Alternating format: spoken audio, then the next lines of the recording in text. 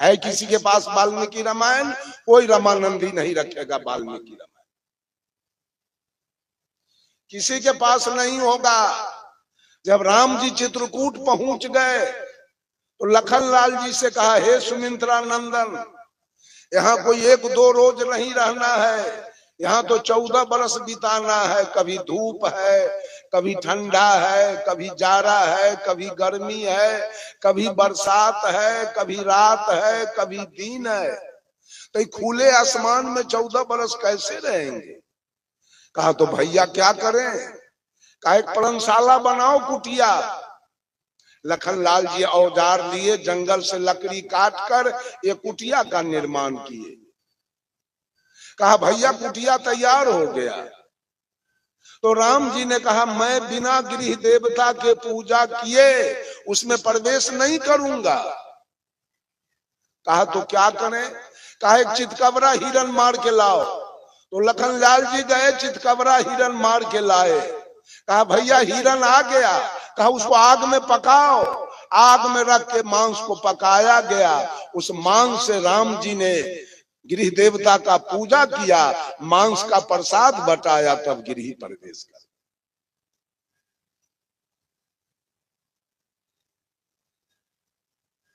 उतना ही नहीं, जब राम जी चले गए चित्रकूट तो लखनलाल जी को राजगद्दी मिला। लखनलाल जी ने राज नहीं किया, राम जी के खोज में निकल गए। 100 भरत जी 101,000 हाथी घोड़ा ऊंट गधा खच्चर लेकर भरत जी और उस पर सेना बैठाकर राम जी के खोज में चले। फिर वो निषाद देख रहा था कि भरत जी को तो राजगद्दी हुआ, ये इधर कहाँ जा रहा है? शायद मेरे मित्र राम को मारने जा रहा है कि हम राज करेंगे या कहीं राम आ गए तो राज हमारा छिना जाएगा। इससे अच्छा है कि एक ठहुरी मारिए देंगे तो अखंड राज करेंगे। निषाद राज ने कहा, भरत जी इधर कहाँ जा रहे हो? आपको तो राजगद्दी मिला, राज करना चाहिए। कहा निषाद राज ये गलती मेरी माँ केकई ने किया कि भैया को वनवास करा दिया। मैं तो भैया को वापस लाने जाता हूं, भैया राज करेंगे, हम नहीं करेंगे। कहा तो एक रात मेरे यहाँ रहो। लखनलाल जी एक रात निषाद राज के यहाँ बिताए। कल होके वहां से चले। आगे भारद्वाज मुनि का आश्रम है। भारद्वाज मुनि के आश्रम से 2 किलोमीटर पहले भरत जी ने सारे सेना को रोक दिया, सारे जानवर को, सवारी को रोक दिया। उससे पूछा, हम लोगों को क्यों रोक रहे हो?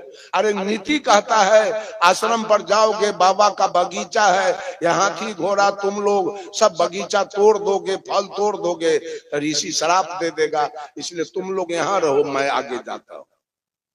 भरत जी गए आगे। भारद्वाज मुनि को भी शंका हो गया, भरत को तो राज करना चाहिए, भरत जा कहाँ रहा है? कहा भरत कहाँ जा रहे हो? कहा ऋषिवर ये गलती मेरी माँ ने की है, केकई भैया को वनवास कराया, मैं तो भैया को वापस लाने जा रहा हूँ, भैया राज करेगा, मैं नहीं करूंगा। कहा तो एक रात मेरे यहाँ रहो। कहा कि ठीक है मैं रहूंगा, लेकिन जाता हूं मैं सेना को और सवारी को ले आने। कहा उसको कहाँ छोड़ दिए हो? कहा नीति के अनुसार 2 किलोमीटर आगे छोड़ दिया हो। कहा जाओ लाओ। सारी सेना और सारी सवारी आई। उन सेना के स्वागत में इंद्र के भेजा हुआ 20,000 वेश्या, ब्रह्मा की भेजी हुई 20,000 वेश्या, एक और ऋषि है उसका भेज 60,000 वेश्या आई है इन सेना के स्वागत। लाइए वाल्मीकि रामायण है किसी के पास? वेश्या का नाम खोला हुआ है, हेमा, सोमा, अलम्बुसा, मिश्रकेशी, ऐसा करके वेश्या सबका नाम खोला हुआ है। बड़ी बड़ी आंख वाली सुंदर सुंदर वेश्या, एक एक सेना को 10-10 वो वेश्या अपटन लगा के, तेल लगा के, साबुन लगा के स्नान करा रही है, अचरा से देह पोंछ रही है। भारद्वाज मुनि के आश्रम पर तीतर, बटेर, मुर्गा, कबूतर के मांस ढेर के ढेर विद्यमान है। उत्तम शराब, साधारण शराब की नदी बह रही है। वेश्या सारे सेना को मांस देती है खाने के लिए, दारू ढार ढार के देती है पीने के लिए। जितना खाना है उतना खाओ, जितना पीना है उतना पियो। सब पी पी के मदमस्त हो गया सेना। अब भरत जी गए कहने कि अब चलो चित्रकूट। कहा हम न अब चित्रकूट जाएंगे, न हम अयोध्या जाएंगे। ऐसा स्वागत, ऐसा सुख हमको कहाँ मिलने वाला है। सेना सब जवाब दे दिया भरत, हम नहीं जाएंगे। राम भगवान हो गए, लिख दिया गया तो राम भगवान हो गए, और रावण बहुत बड़ा पापी हो गया। फिर तो आपने क्यों लिखा पूजिए विप्र ज्ञान गुणहीना, अशूद्र न पूजिए गुण ज्ञान परवीना। कहा बाभन बेवकूफ भी हो तो पूजने लायक है, तो फिर क्षत्रिय से ब्राह्मण को क्यों मरवाया गया, और मरवाने वाले ब्राह्मण लोग हैं। ब्राह्मण को क्षत्रिय से मरवाया गया। कहाँ की नीति है, कौन नीति है? कहीं कोई नीति नहीं है, कोई नियम नहीं है, कोई सिद्धांत नहीं है। भजना है भजिए।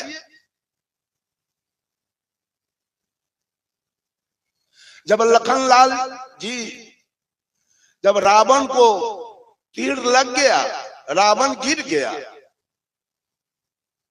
अंतिम सांस रावण का चल रहा था। राम जी ने लखनलाल जी से कहा, ए लखनलाल, रावण बहुत बड़ा राजनीतिज्ञ था, अब वो जा रहा है दुनिया से, जाके अंत में भी तो राजनीति सीख लो। लखनलाल जी गए, रावण पूछा कौन हो तुम? कहा मैं राम का भाई लखनलाल। किधर आए हो? राजनीति सीखने के लिए। रावण कहा तुम्हारे खानदान में कोई विद्वान है, कोई होशियार है, कोई ज्ञानी है, विवेकी है, राजनीति सीखने वाला? कहा हमारे खानदान में कोई नहीं है। कहा एक भी नहीं, सारे बेवकूफ तुम्हारे खानदान में है, कौन सीखेगा राजनीति? कहा कैसे? लखनलाल जी ने पूछा कैसे? कहा तुम्हारे भाई राम को राज तिलक हो गया, वनवास किसने करवा दिया? किसके बात से वनवास हुआ? आप लोग बोलिए।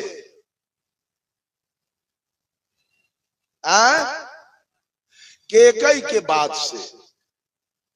कहा तुम्हारा बाप बेवकूफ अपने पत्नी के बात को बूझ करके और राम को वनवास करवा दिया। वो होशियार है कि काबिल दशरथ? कहा तोहर मां केकई किसका बात बूझ के राम को वनवास कराया? तो मंथरा नौरीन के। ये बताइए नौरीन के बात बूझने वाली रानी होशियार होगी कि बेवकूफ? कहा तोहर मां बेवकूफ नौरीन के बात बूझ के राम को वनवास करा दिया। अरे तोहर भाई बेवकूफ राम। हमारा मामा मारीच कपट का मिर्गा बन के जंगल से निकला, तो कहते हो भाई अंतर्जामी है, तो जाना नहीं कि सही मिर्गा है कि कपट के मिर्गा है, जिसके पीछे तीर धनुष लेके दौड़ के तुम्हारा भाई गया।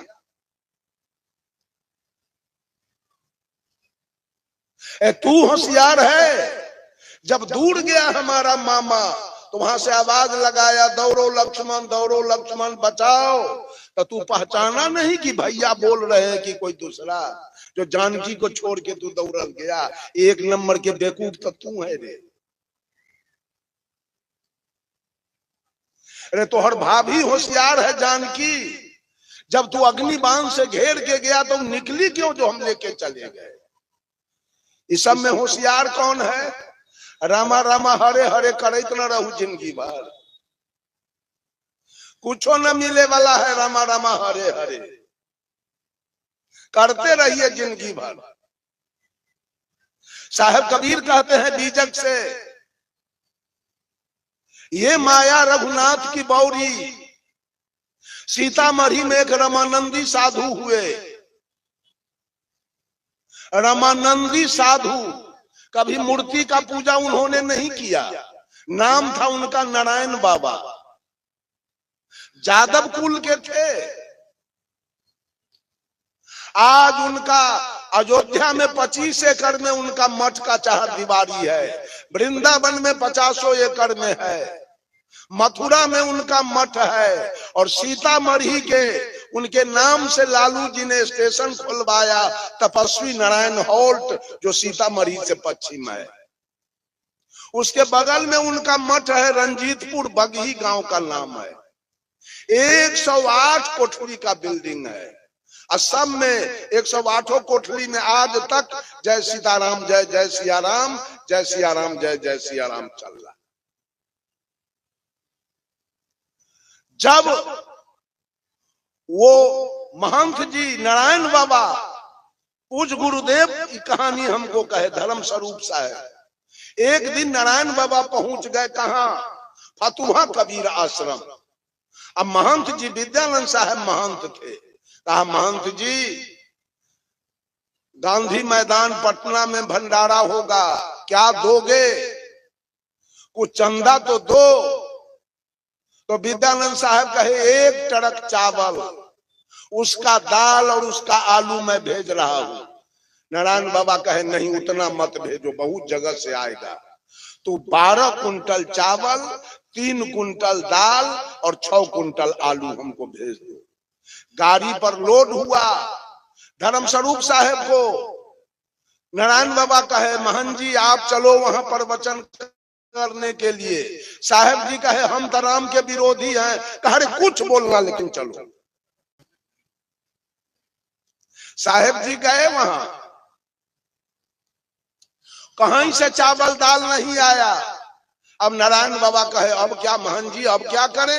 साहब जी कहे तो अभी कहिए हम जाते हैं फतुहा, ट्रक पर चावल लेके आते हैं। कहा मत जाओ, जो होना होगा होगा।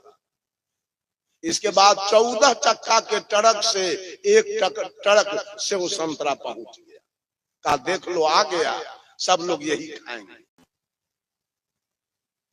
धर्म स्वरूप साहब का प्रवचन हुआ। उस समय तत्कालीन उस समय के मुख्यमंत्री श्री दरोगा प्रसाद राय थे। दरोगा प्रसाद राय मंच पर से बोले, कमेंट किए नारायण बाबा से कि जब राम के पत्नी का हरण हुआ तो राम चिड़िया से पक्षी से पूछते थे, हे खग हे मृग हे मधुकर श्रेणी, तू देखा सीता मृग नैनी। राम जंगल में जंगल से झाड़ी से पूछ रहे थे, लेकिन मेरे पत्नी का अगर अपहरण हो जाए तो मैं थाना में FIR करूंगा, मैं चिड़िया से पूछने नहीं जाऊंगा।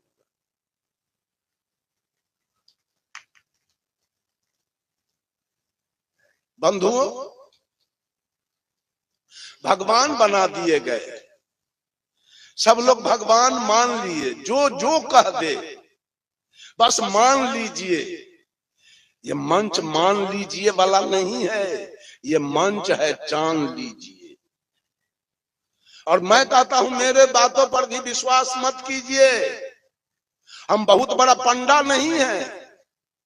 मेरे बातों को जानिए, मानिए कोई याद नहीं।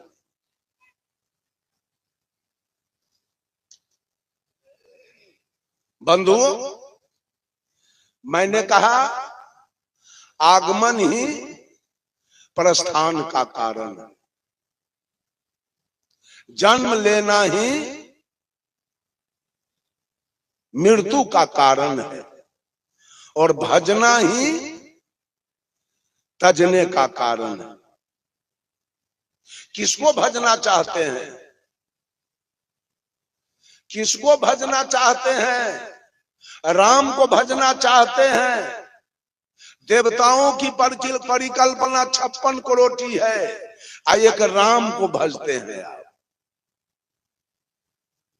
एक राम को आप केवल भजते हैं, काम चल जाएगा।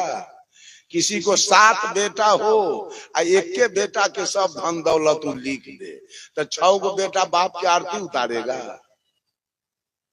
अरे बड़ा करते हो अठजाम में तो रामा रामा हरे हरे आ हरे कृष्णा, तो क्या हुआ? राम कृष्ण और हर माने महादेव, ये 3 गो के नाम लेते हो, काम चल गया।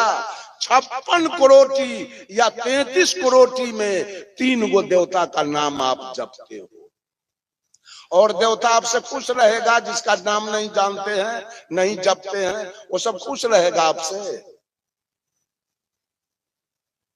एक गांव में अठजाम हुआ, वो गांव में जादव लोग थोड़ा ज्यादा है, समस्तीपुर जिला में जादव लोग ज्यादा है, सब जादव कबीरपंथी, लेकिन दुविधा में रहने वाले। कहे ना इन्हें साहेब बन गया, इन्हें प्रणाम पंडित जी। तो माघ का महीना था, उस गांव में तंबाकू की खेती होती है, बहुत बहुत रुपया लोगों को होता है, 1 करोड़ एक आदमी तंबाकू में। माघ महीना तंबाकू कट रहा था, अब पंडित जी आ गए, कहा जजमान अठजाम बहुत दिन से नहीं हुआ है, एक अठजाम होना चाहिए। कहा तो क्या हर जाए, तंबाकू कट रहा है, चंदा खेते से मिल जाएगा, अठजाम होगा। रसीद छपा के आ गया, चंदा कट गया, रुपया हो गया। अठजाम का दिन माघ बसंत पंचमी तय हो गया। बीच जादव के गांव में 10 घर मुसलमान है, वो जादवे लोगों से कच्चा तंबाकू खरीद के और बना उना के अपना हाट बाजार में बेचता है। बंधुओं, वो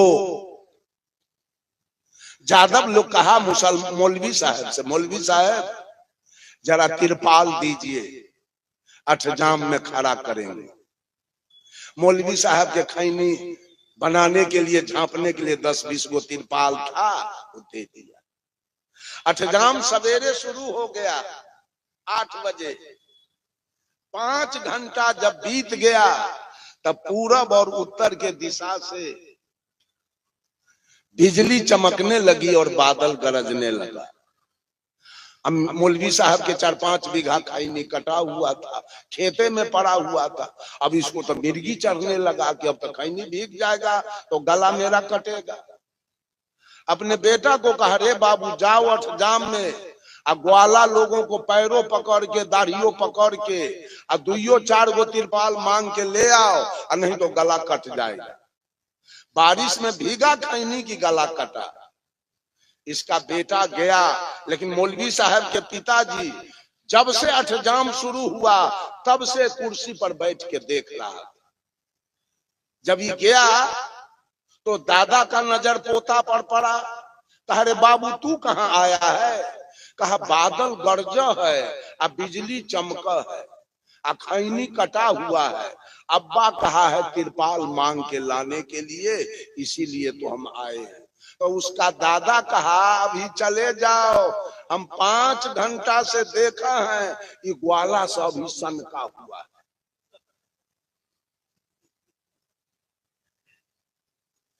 ये ग्वाला सब ही सनका हुआ है, हम 5 घंटा से देखा है। गायले गीत के गावो है, झाल से झलियावो है, और रहना कहूं हुमावो है, तब बुझा है प्राण निकल जाइए। अभी मंगबही तई मार के खराब कर दियो। एक के बाप के रगड़ले है 24 घंटा, रामा रामा हरे हरे, रामा रामा। हमको कहिए ना, जो कल जो बोले प्रवचन सो आज बोलिए, हमारा नाना से नहीं, हम नहीं बोल सकते। बोलल बात तो हम बोलिए नहीं सकते हैं कभी भी। 15 दिन हमको रखिएगा अपने दरवाजे पर, तो हम बोलल प्रवचन दोबारा नहीं करें। हमको अपने शर्म लगता है बोलल बात बोलने में। एक के बाप के रगड़ले है, 3 गो देवता के भजने से काम चल गया, अब बहुत देवता बाकी रह गया। तो मरिएगा तो राम 2-4 नदी आपको पार करेंगे। कृष्ण 2-4 नदी पार करेंगे, भोला बाबा 2-4 नदी पार कर देंगे। अब 5वां नदी पर कहीं रावण मिल गया तो सारा मिर्गी उतार देगा वो। तो सतलोक जाइएगा और बैकुंठ, जिसका नाम नहीं जपे से खुश रहेगा आपसे। मान लिया कि राम का मंदिर आपने दरवाजे पर बना लिया, कृष्ण का मंदिर तो नहीं बनाया, तो कृष्ण आपसे खुश क्यों रहेंगे? कृष्ण आपको स्वर्ग क्यों जाने देना चाहेंगे? राम जाने भी देना चाहेंगे तो कृष्ण आगे ढाठ गाड़ देगा, हम नहीं जाने देंगे। माना कि कृष्ण का मंदिर आपने बना लिया, हनुमान का मंदिर तो नहीं बनाया। हनुमान का मंदिर बनाया, भोला बाबा के मंदिर तो नहीं बनाया। भोला का मंदिर बनाया, विष्णु का मंदिर तो नहीं बनाया। विष्णु का मंदिर बनाया, दुर्गा का मंदिर तो नहीं बनाया। क्या बना रहे हो? किसको भज रहे हो? एक भी आदमी भजन करने वाला नहीं है। सारा कबीर साहब ने कहा, कबीर यह जग जलते देखा अपनी अपनी आग, ऐसा कोई ना मिला जा सो रही है लाग। सारी सृष्टि जल रही है, कोई काम के आग में, कोई क्रोध के आग में, कोई लोभ के आग में, कोई मोह के आग में, कोई तृष्णा के आग में, सारी सृष्टि जल रही है। कबीर साहब का ऐसा कोई शीतल व्यक्ति नहीं मिला जिसमें राग द्वेष न हो और उसके समक्ष जाकर शीतलता प्राप्त किया जाए, वो ऐसा व्यक्ति नहीं मिला। सब A to Z जल रहा है। अभी आपका छठ हुआ है, खूब खुशी मनाए हैं, खूब खुशी मनाए। कई गो मियाँ छठ किया, कई ठो सिख के पत्नी छठ किया, कई ठो ईसाई के पत्नी छठ किया, और वो ईद किया तो आपकी पत्नी ईद किया, नमाज अदा किया। तो भगवान हिंदू है कि मुसलमान, सिख है कि ईसाई, वो मंदिर में रहता है कि मस्जिद में, गिरजा में रहता है कि गुरुद्वारा में, वेद बढ़िया है कि कुरान, कि बाइबिल बढ़िया है कि गुरु ग्रंथ, मंदिर बढ़िया है कि मस्जिद, गिरजा बढ़िया है कि गुरुद्वारा, कौन किसका भजन किया जाए और तजा किसको जाए? ये सारा सदगुरु कबीर ने कहा, पक्षा पक्षी के कारण सब जग रहा भुलान, निरपक्ष होके जो भजे सो ही संत। सारे लोग, हम तो कहते हैं कबीरपंथी के साधु सब पक्षपाती है, मंच पर राम का बड़ाई बतियाता है, कृष्ण का बड़ाई बतियाता है। इसका मतलब आप हिंदू हैं, आप हिंदू की बात करते हैं, आप कबीरपंथी हो नहीं सकते।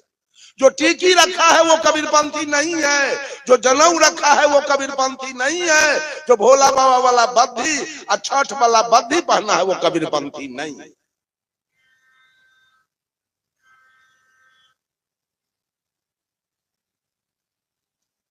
वो कबीरपंथी नहीं है। वो हिंदू हो सकता है, वो कत्लेआम करवा सकता है कहीं, लेकिन वो कबीरपंथी नहीं हो सकता कभी।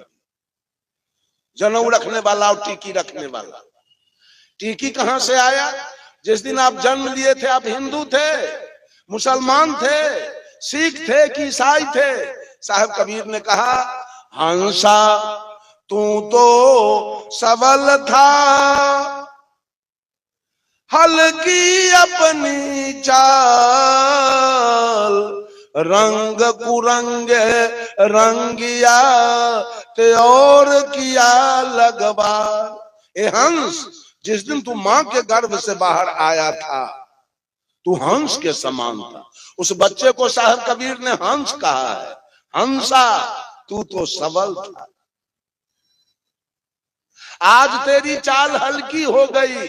उस दिन तुम्हारे अंदर कोई जातीयता की भावना नहीं थी, कोई सांप्रदायिकता की भावना नहीं थी, कोई ऊंच नीच की भावना नहीं थी, कोई छुआछूत की भावना नहीं थी, कोई अवर्ण सवर्ण की भावना नहीं थी, कोई नीच ऊंच की भावना नहीं थी, कोई गोरा काला की भावना नहीं थी। उस दिन तू चोर उचक्का बेईमान दलाल घूसखोर भी नहीं थे। उस दिन तुम मांस मछली तारी दारू गांजा भांग बीड़ी सिगरेट भी नहीं खा पी रहे थे। उस दिन तुमको भगवान का भी जरूरी नहीं था। उस दिन तुमको मंदिर मस्जिद का भी जरूरी नहीं था। लेकिन आज तेरा रंग बिगड़ गया, इसलिए तुम मंदिर खोज रहे हो। हंसा तू तो सबल था, हल्की तेरी चाल। रंग रंग एक सीधा साधा शब्द है, उसमें उपसर्ग लग गया, रंग बिगड़ गया। रंग बिगड़ने के बाद आप गलत काम करते हैं। अब गलत काम करने के बाद आप पर विपत्ति आती है, और उस विपत्ति काल में भगवान का उद्घाटन होता है।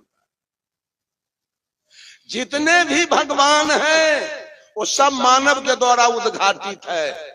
मानव ने इसका कल्पना किया है भगवान की।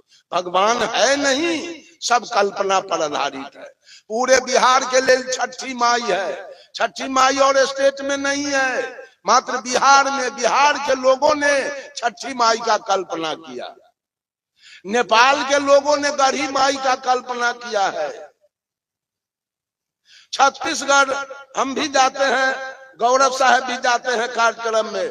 छत्तीसगढ़ के लोगों ने कर्मा माई के कल्पना किया है ना। और घासीदास, ये घासीदास वहां के देवता है और कर्मा माई वहां के देवता है। जहां के जैसे लोग हैं वैसे वैसे भगवान का उद्घाटन विपत्ति काल में लोगों ने किया है।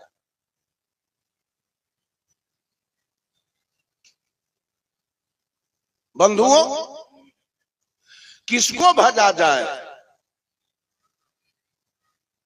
राम के भजने वाले रहीम को गाली देते हैं, कृष्ण के भजने वाले करीम को गाली देते हैं, महादेव के भजने वाले मोहम्मद को गाली देते हैं, हजरत के भजने वाले हरि को गाली देते हैं, ब्रह्मा के भजने वाले बिस्मिल्लाह को गाली देते हैं, बजरंग बली के भजने वाले मोहम्मद अली को गाली देते हैं, मक्का जाने वाले मथुरा का विरोध करते हैं, काशी जाने वाले काबा के विरोध करते हैं, और गंगा नहाने वाले जमजम के विरोध करते हैं। तो चारों तरफ विरोधाभास चल रहा है, जलन व्याधि चल रही है, जलन।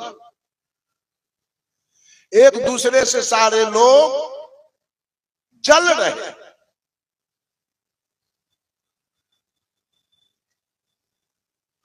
किसका पूजा किया जाए? मुक्ति कैसे संभव है? सुख शांति कैसे संभव है? कल्याण कैसे संभव है?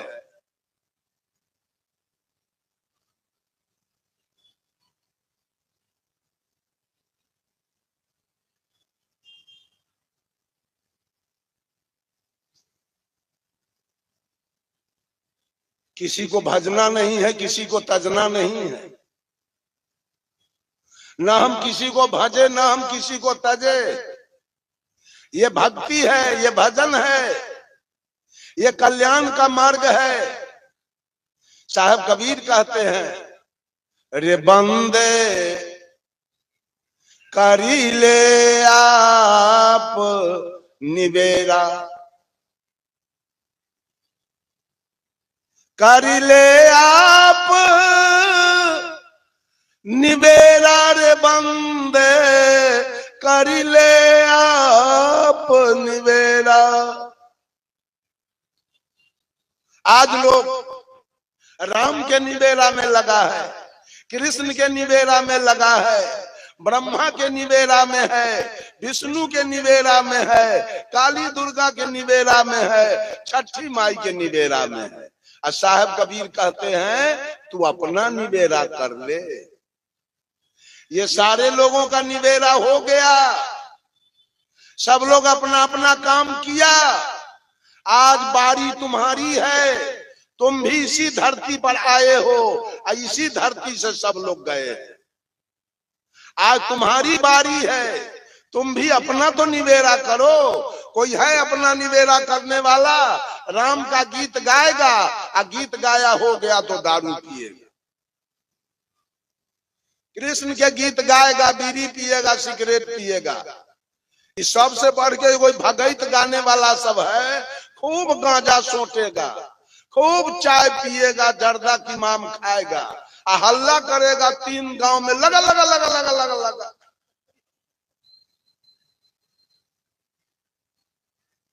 अब न जाने भगत से बेटा होगा कि बेटी होगी, कि जमीन खरीदाएगा, कि मकान बनेगा, कि नौकरी मिलेगी, कि बिजनेस बढ़ेगा, कोई पता नहीं चल रहा है।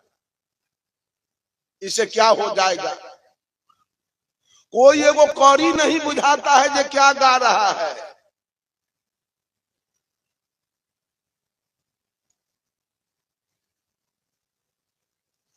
एक आदमी कहा जादव के समझाना आ कलकत्ता पैदल जाना दोनों बराबर।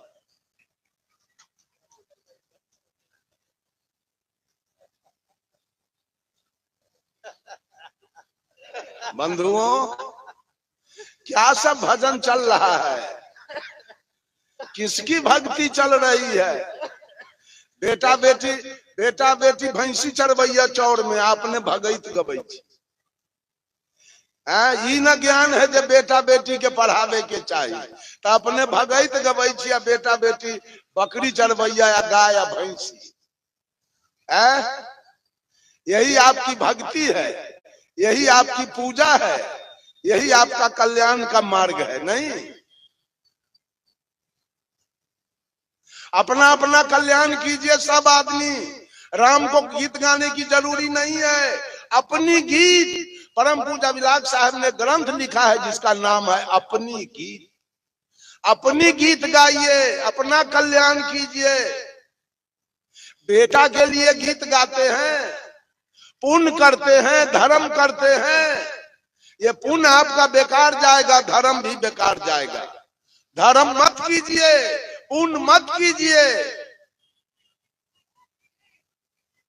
पुण्य फंसाएगा, धर्म फंसाएगा। क्यों? अभी छठ हुआ है, पुण्य का काम, धर्म का काम माता बहन किया है। क्यों? क्या मन में रख के? दामाद के लिए, बेटा के लिए, पोता के लिए, पुतोह के लिए, गाय के लिए, भैंसी के लिए।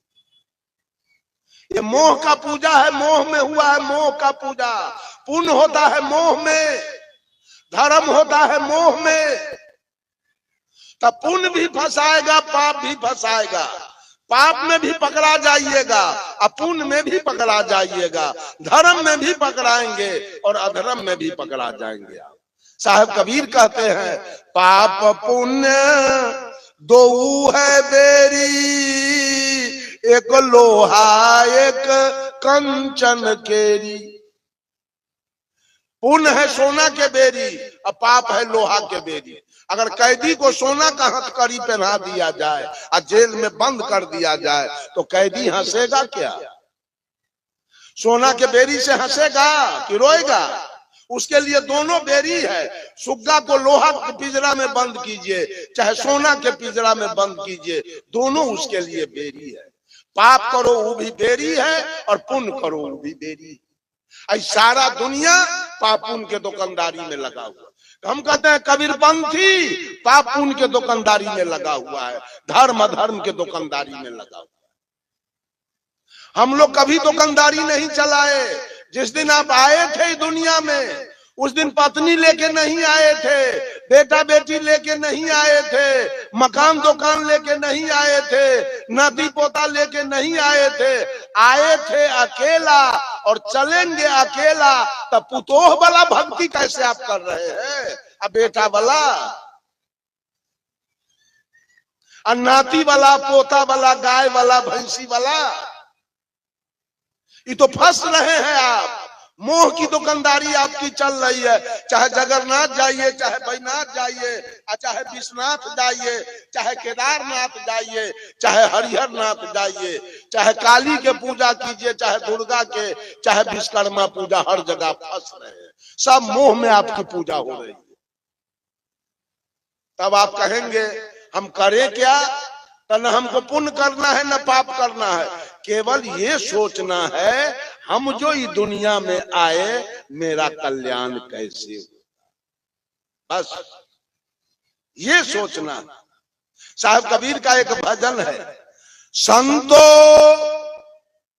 सो निज देश हमारा हो संतो, सो निज देश हमारा।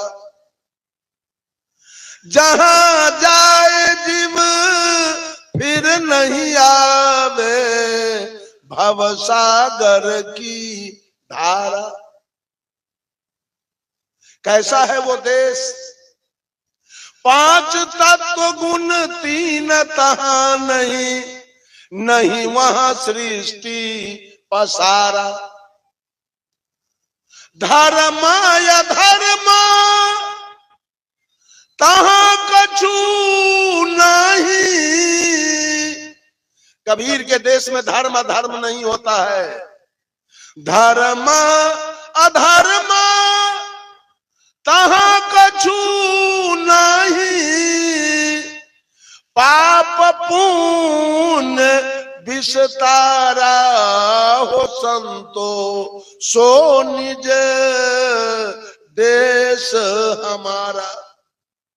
वो कबीर का देश है, कबीर का लोक है, जहां न धर्म होता है, न अधर्म होता है, न पाप होता है, न पुण्य होता है। वहां सारे लोग अपना अपना कल्याण की बात करते हैं और सोचते हैं और उस पर चलते हैं। आपने धन के लिए धर्म किया, आपने बेटा के नौकरी के लिए धर्म किया, आपने पोता के बीमारी छूटने के लिए धर्म किया, आपने दुकानदारी चलने के लिए धर्म किया, आपने दामाद के चलते धर्म किया। वो कोई है आपका जिसके चलते आपने धर्म किया? आप फंसेंगे उस मोह में, वो मोह आपको फंसाएगा, नरक ले जाएगा। वो मोह में आप नरक जाएंगे। अपना कल्याण कीजिए, सब लोग अपना अपना कल्याण कीजिए।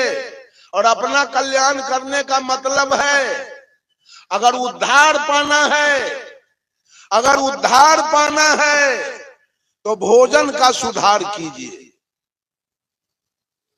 अगर उद्धार पाना है तो भोजन का सुधार कीजिए। कल्याण पाना है तो अभिमान हटा लीजिए। खैर पाना है तो बैर बढ़ाना बंद कीजिए।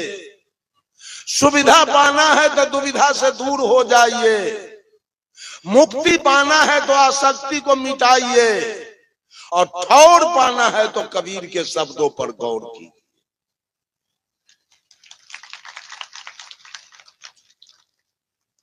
ये झूठ फूस के भक्ति और झूठ फूस के मुक्ति वाला बात कितना दिन कीजिएगा। गोस्वामी जी ने लिखा, तुलसी पाहन पूजिए जस गुड़िया के खेल, और निज पिया से भेंट हुआ तो धरा पेटारी में।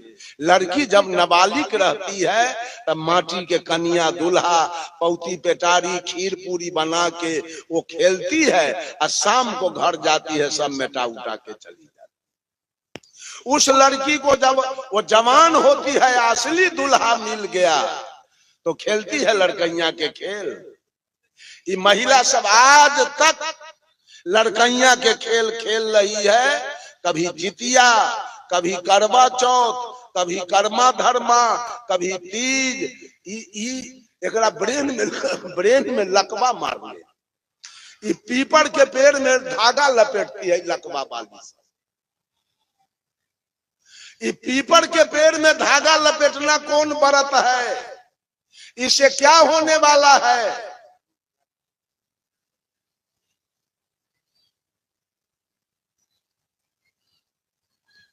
जरा सोचिए, विचार कीजिए।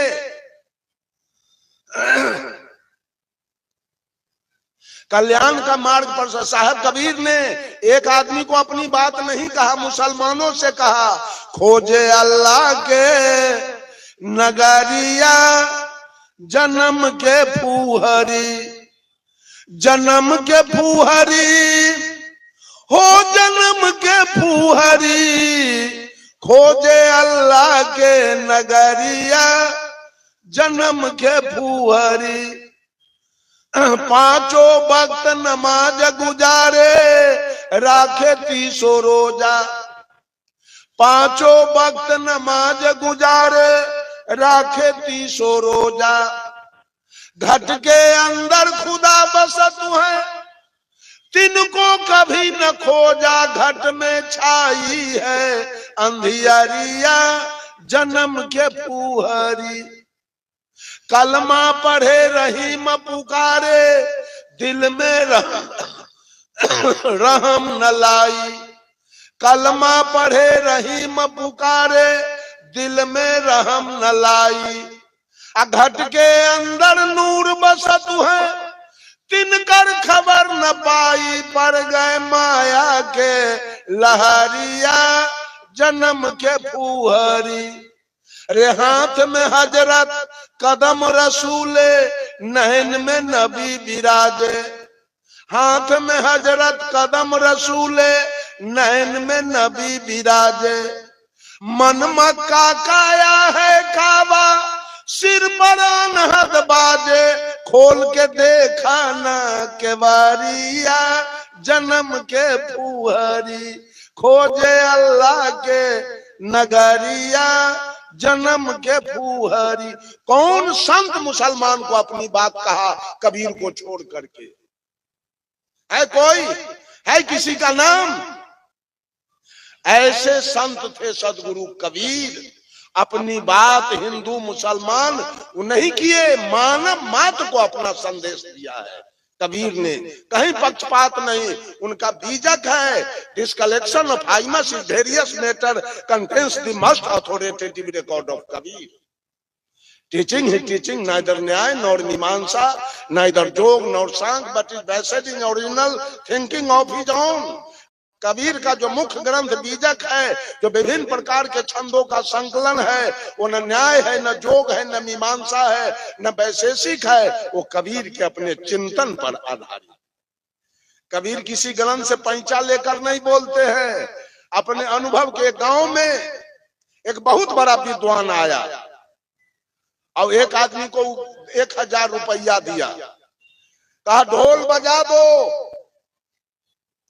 चारों तरफ है कोई विद्वान पंडित, अनेक शास्त्र का जानकार, तो आके हमसे हाथ मिला दे, मैं उसको इनाम दूंगा। सारे विद्वान पंडित, अब वो रुक गया राजकीय मध्य विद्यालय पर। सारे नगर के विद्वान पंडित अपना अपना घर पकड़ लिया। अरे भाई विद्वान नहीं है, अनंत भाषा के जानकार नहीं है, तो आके चैलेंज कैसे ठोक दिया? मैं नहीं जाऊंगा। उसे कौन जाएगा नाक कान कटवाने के लिए? हारने के लिए कौन जाएगा? सब लोग चुप बैठे रह गए। एक आदमी साधारण कपड़ा लत्ता पहने हुए आदमी, वो कबीरपंथी गया, कहा जरा हाथ मिलाइए। इसका देखा कुर्ता धोती गंजी गमछा, कहा ये तो बिल्कुल साधारण आदमी है, ये कैसे आ गया हमसे हाथ मिलाने? कहा आप कहां से हमसे बात कीजिएगा? तो कबीरपंथी साधु कहा कितने भाषा के जानकार आप हैं? पंडित पूछा। तो कबीरपंथी कहा जिसकी गिनती नहीं है। कहा कितने ग्रंथ के आप जानकार हैं? कहा जिसकी गिनती नहीं है। अब तो मायूस हो गया पंडित। कहा किस ग्रंथ से हमसे बात कीजिएगा? वो कबीरपंथी साधु कहा मैं आपसे अनुभव ज्ञान की बात करूंगा। बस ऊपर जोड़ लिया, सारा किताबी ज्ञान मेरे पास है, लेकिन अनुभव ज्ञान मेरे पास है। मेरी हार हुई और आपकी जीत हुई। आप वो साधारण आदमी जीत करके चला आया उसके सामने से। कबीर तो अपने अनुभव की बात करते हैं। कबीर रामायण महाभारत गीता वेद पुराण स्मृति उपनिषद की बात नहीं करते। बंधुओं, अपना अपना कल्याण की बात सब लोग सोचिए। वो आदमी मांस मत खाइए, मछली मत खाइए, तारी दारू मत पीजिए, बीड़ी सिगरेट मत पीजिए, जर्दा की माम मत खाइए, शिखर पराग मत खाइए, माता पिता की अवज्ञा मत कीजिए, चोरी दलाली बेईमानी जो ही आपके पास है, यहाँ तम्मा पीट के राज नहीं करना है, यहाँ कुछ दिन के लिए आए हैं, चलना है। वैसा हिसाब जानकर कि हम डेरा में आके रुके हैं, जो ही जमीन है, जो ही मवेशी है, जो ही बिजनेस है, जो ही नौकरी है, उसमें शांति से, संतोष से, धैर्य से अपना पेट चलाने का काम कीजिए। और सबसे बड़ी बात है, अपना कल्याण करने का काम कीजिए। अपना कल्याण सबसे बड़ा कल्याण है बाबू। सब लोग अपना अपना कल्याण कीजिए, अपने अपने मुक्ति का बात कीजिए, अपने अपने सुख शांति का बात कीजिए। आई देवी देवता और ईश्वर परमात्मा के फेर में पड़कर अपना जीवन मत गमा लीजिए। सब लोग अपना जीवन गमा रहा है कहीं न कहीं पूजा करके। मंदिर क्यों गए? मंदिर कौन जाता है? मंदिर कौन जाता है? जो ईमानदार होगा, जो शुद्ध शाकाहारी होगा, जो माता पिता की अवज्ञा नहीं करता होगा, जो मिलावटबाजी नहीं करता होगा, जो चोरी दलाली घूसखोरी नहीं करता होगा, वो मंदिर क्यों जाएगा? वो आदमी मंदिर क्यों जाएगा? मंदिर जाता है चोर लबरा लंपट, मंदिर जाता है बेईमान दलाल घूसखोर, मंदिर जाता है मांस खाने वाला, मछली खाने वाला, तारी दारू गांजा भांग पीने वाला। पाप कटाने के लिए मंदिर जाता है। हमारा तो मंदिर यही है, बडीज टेम्पल। ये काया मंदिर मेरा मुझको मिला है, तो प्रकृति ने बना के दिया। इसी मंदिर में मैं रहता हूँ, अपने धर्म पर, अपने नेचर पर, अपने गुण पर, अपने स्वभाव पर, अपने पुरुषार्थ पर मैं चलता हूँ। मुझे मंदिर जाने की कोई आवश्यकता नहीं। क्यों जाऊं मैं मंदिर? क्या जरूरी मुझे लगा है मंदिर जाने से?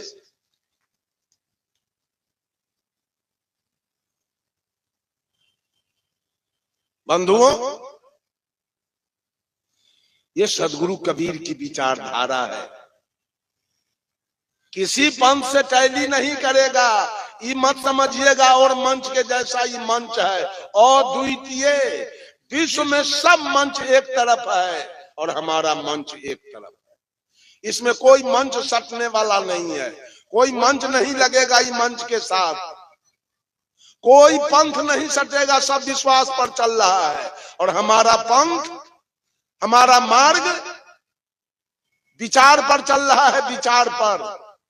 यह विचार का मंच है, यह विश्वास का मंच नहीं है।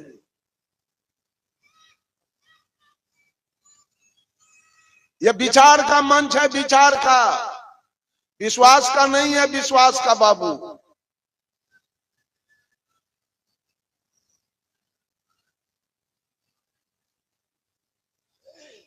सोचिए, समझिए, अपना कल्याण कीजिए, सुंदर सब समाज का निर्माण कीजिए।